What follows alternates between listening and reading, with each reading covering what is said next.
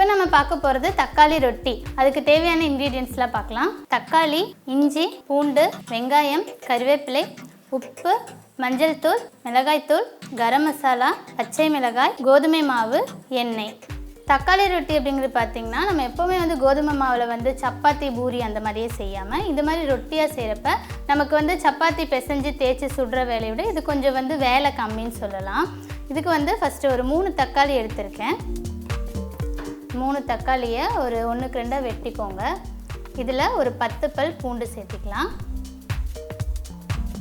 அடுத்து சின்னதாக இஞ்சி ஒரு 2 துண்டு. இப்போ இதை வந்து நம்ம நல்லா பேஸ்ட்டாக அரைச்சிட்டு வந்துடலாம்.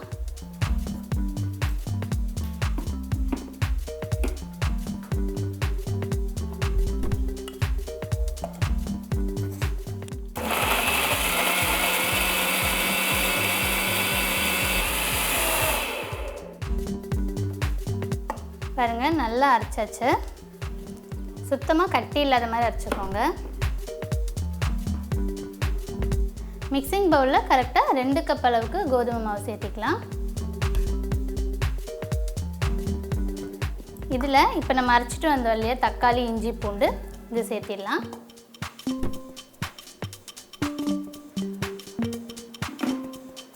இது சேர்த்திட்டு இப்போ இதுக்கு தேவையான அளவுக்கு உப்பு. இப்போ இதில் மஞ்சள் தூள் ஒரு 1/4 ஸ்பூன் அளவுக்கு. அடுத்து மிளகாத்தூள் 1 ஸ்பூன். நான் வந்து இங்கே காஷ்மீரி மிளகாத்தூள் சேர்க்குறேன். இது வந்து அவ்வளோ காரம் இருக்காது. நம்ம ஆல்ரெடி பச்சை மிளகாய் போடுறோம் இல்லையா, அதனால நான் காஷ்மீரி போட்டிருக்கேன். உங்கள்கிட்ட நார்மல் மிளகாத்தூள் தான் இருக்குது அப்படின்னா இந்த பச்சை மிளகாய் குறைச்சிக்கோங்க.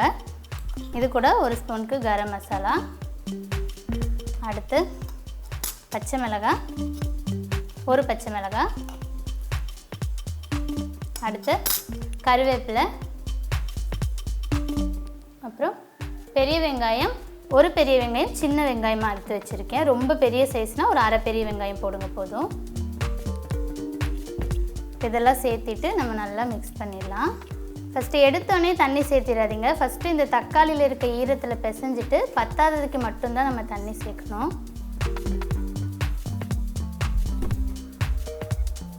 இப்போ நல்லா பிசைஞ்சோன்னா கொஞ்சம் கொஞ்சமாக தண்ணி சேர்த்தி அடமாவு மாதிரி இருக்க பதத்துக்கு சேர்த்துக்கணும். நம்ம ரொம்ப வந்து லூஸ் ஆகிடக்கூடாது, கோதுமை தோசை மாதிரிலாம் ஆகிடக்கூடாது. ரொட்டி தட்டும் இல்லையா, அந்த மாதிரி கன்சிஸ்டன்சிக்கு பிசைஞ்சுக்கோங்க.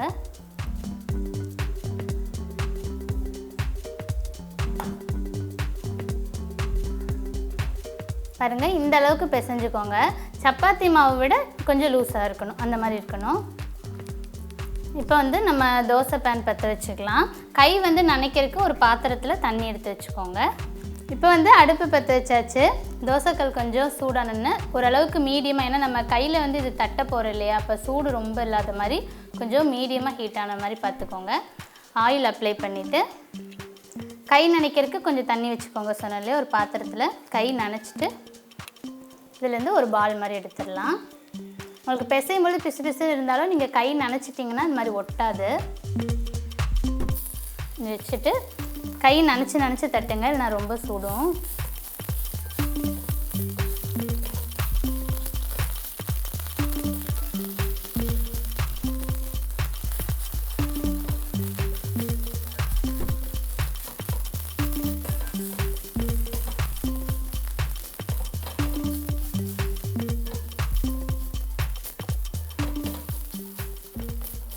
இந்த மாதிரி தட்டிக்கோங்க. இப்போ வந்துட்டு நம்ம இதுக்கு மேலேயும் சுற்றியும் வந்து எண்ணெய் ஊற்றிக்கலாம்.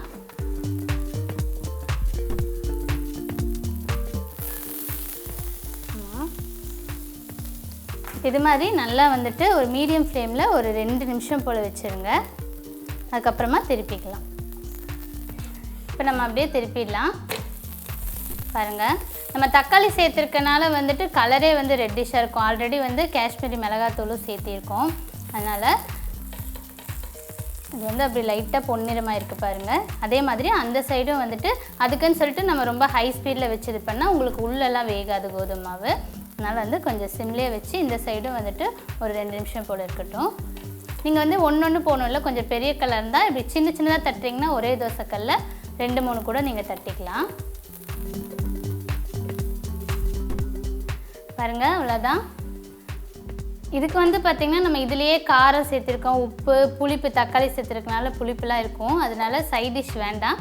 இன்றைக்கி நம்ம சிம்பிள் அண்ட் ஈஸியான தக்காளி ரொட்டி எப்படி பண்ணுறதுன்னு பார்த்துருக்கோம். இது நீங்கள் வீட்டில் கண்டிப்பாக ட்ரை பண்ணி பாருங்கள். ட்ரை பண்ணி பார்த்துட்டு எப்படி இருக்குன்னு உங்கள் கமெண்ட்ஸ் அண்ட் ஃபீட்பேக் சொல்லுங்கள். மறக்காமல் லைக், ஷேர் அண்ட் சப்ஸ்கிரைப் பண்ணுங்கள். தேங்க்யூ.